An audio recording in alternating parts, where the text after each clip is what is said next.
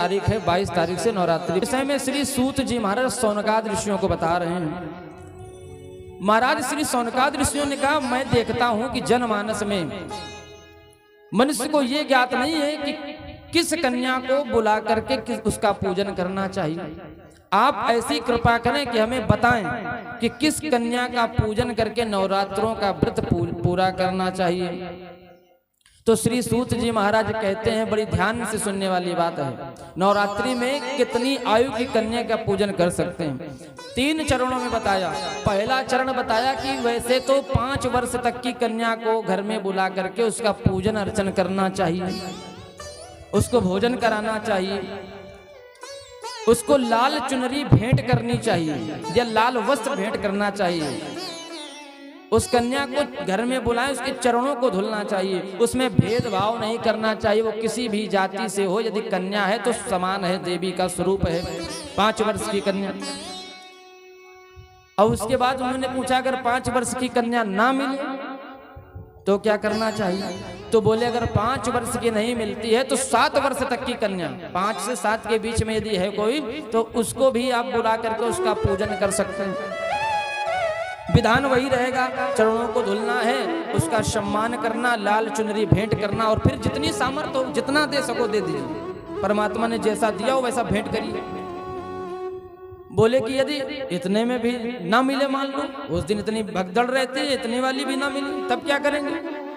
तो बोले 3रे चरण में, बोले अभी इसके बाद फिर आगे नहीं हो पाएगा, बस इतना ही है। बोले क्या? बोले फिर लास्ट से लास्ट 9 वर्ष तक की कन्या, 9 वर्ष तक की कन्या को नवरात्र में घर में बुला करके उसका यदि सम्मान करते हैं, पूजन करते हैं। और पूजन का विधान क्या है? षोडशोपचार पूजन विधि से उसका पूजन करें। जैसे कि हम भगवान का पूजन करते हैं, वही पूजन का विधान उस कन्या के साथ करना चाहिए। उस कन्या को कन्या भाव में नहीं, उसको माँ भगवती समझ करके उसका पूजन करना चाहिए, उसका सम्मान करना चाहिए, उसको सुंदर सा गले में पुष्पमाला धारण करानी चाहिए, मस्तक पर टीका करना चाहिए, चरणों को धुलना चाहिए। जैसे भगवान को सुंदर भोग लगाते हैं थाली में, वैसे जितना हो सकता उतने सुंदर पात्र में उनको भोजन कराना चाहिए। उसके पश्चात स्वयं कुछ पाना चाहिए, ये विधान बताया।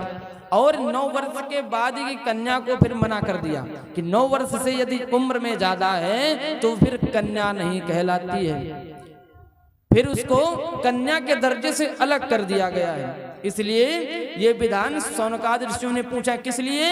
कि जनमानस का कल्याण हो, उसे पता चले कि कौन सी कन्या कन्या है। उसके बाद में फिर स्वरूप बदल जाता है। 9 वर्ष के बाद विधान ये है कि कन्या फिर कन्या नहीं रहती है, फिर वो रजस्वला हो जाती है। तत्पश्चात फिर उसको यदि घर में बुला के, देखिए विधान तो ये, आजकल हम लोग बहुत बातें नहीं जानते, छूट गई हैं बातें। विधान ये, जैसे हम लोग कन्यादान करते हैं, बिटिया का विवाह कर रहे हैं 25 साल में और कर रहे हैं कन्यादान। अब तो वो कन्या तो बची नहीं, कन्या तो थे केवल 9 वर्ष तक थी, तब तक कन्या थी, और उसके बाद तो कन्या नहीं। अब आप कन्यादान कर रहे हैं तो उसका आपको और एक दोष और लग गया, क्योंकि वो कन्या नहीं है।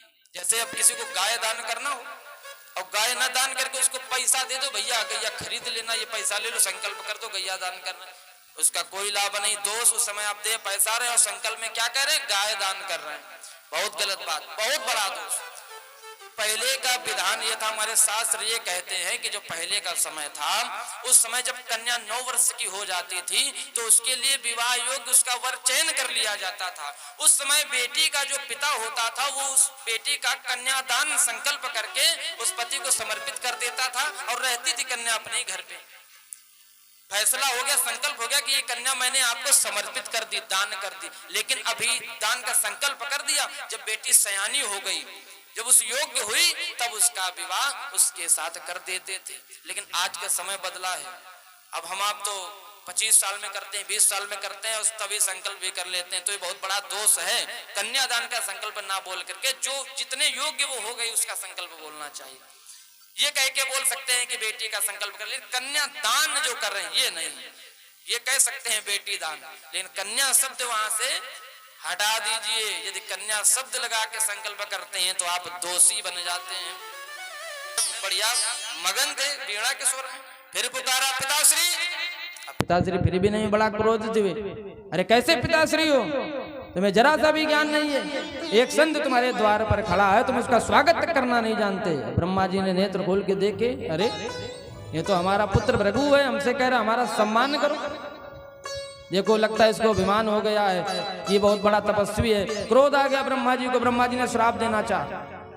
हाथ जोड़ करके खड़े हो गए भृगु जी, बोले पिताश्री मुझे क्षमा कर दीजिए, मैं तो केवल आपकी परीक्षा लेने के लिए आया था कि इतने देवताओं में श्रेष्ठ कौन है।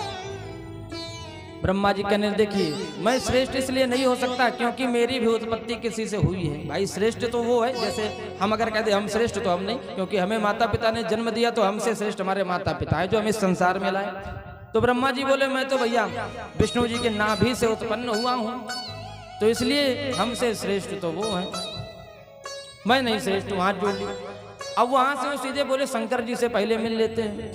शंकर जी के पास पहुंचे, तपस्या कर रहे थे, नेत्रों को बंद करके पुकारा भोलेनाथ। अब भोलेनाथ तो समाधि में, कौन बोले? फिर पुकारा भोलेनाथ, अब भोलेनाथ नहीं बोले। क्रोध आया, दौड़ करके समाधि में बैठे थे, इसे हाथ पकड़ा, उनका हाथ हिला दिया इसे, एकदम से नेत्र खुले, देखे अरे रघु ब्रह्मा के पुत्र। क्रोध आ गया, बोले अभी मैं तुझे श्राप दे के भस्म कर देता हूँ। हाथ जोड़ करके खड़े हो गए, प्रभु मुझे क्षमा कर दो। आप तो हमारे पिताजी से भी ज्यादा क्रोधी हैं। पिताजी थोड़ा चाहे समय भी लगाते, आप तो कहो तीसरा नेत्र ही लग रहा खोल देते, अभी भस्म हो जाते हैं। बोले क्यों ऐसा साहस कर रहे हो, ऐसा गलत काम कर रहे हो, ऊपर से कह रहे हो कि दोष। बोले मैं केवल आपकी परीक्षा लेने के लिए आया था। कैसी परीक्षा? मैं ये जानना चाहता था कि श्रेष्ठ कौन है। आप में तो क्रोध की अधिकता है, तो आप इसलिए आप भी श्रेष्ठ नहीं।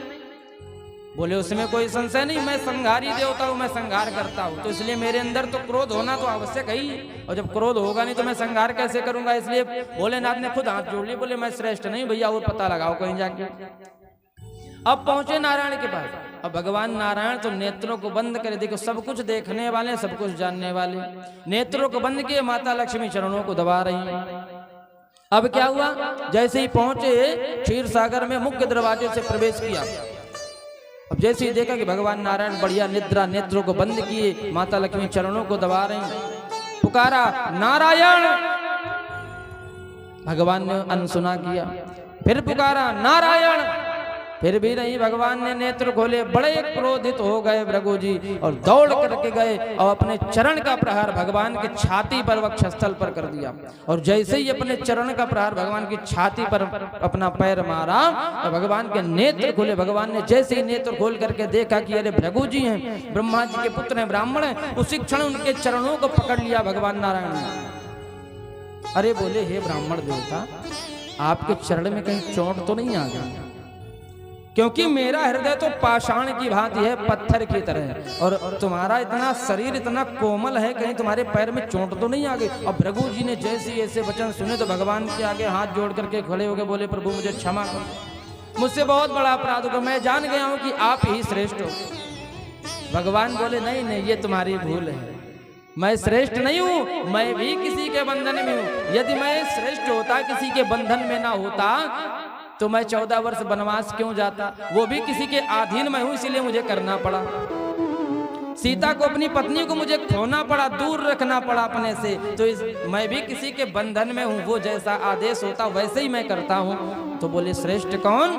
तो बोले श्रेष्ठ केवल आदि शक्ति मां भवानी है। हाथ जोड़ लिए भृगु जी ने, बोले प्रभु मुझे क्षमा कर दीजिए।